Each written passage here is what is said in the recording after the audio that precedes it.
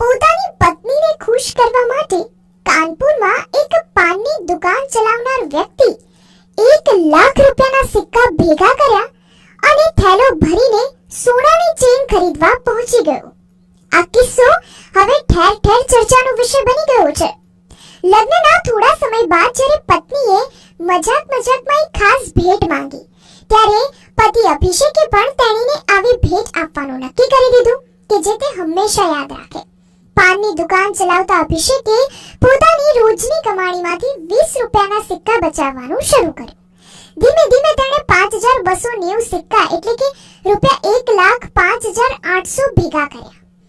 જ્યારે તેની પાસે પૈસા ભેગા થયા ત્યારે તે થેલો ભરીને જ્વેલર્સના ત્યાં પહોંચ્યો.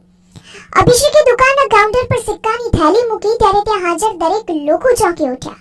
ત્યાં હસતા હસતા તેણે કહ્યું કે હું આ સિક્કાઓથી મારી પત્ની માટે સોનાની ચેન ખરીદવા આવ્યો છું.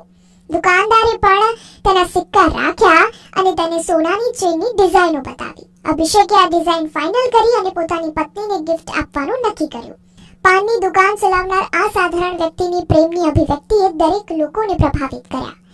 જ્વેલર્સનો માલિક પણ કહેવા લાગ્યો કે અભિષેકના સમર્પણ અને સાચા પ્રેમે દરેક લોકોના દિલ જીતી લીધા છે.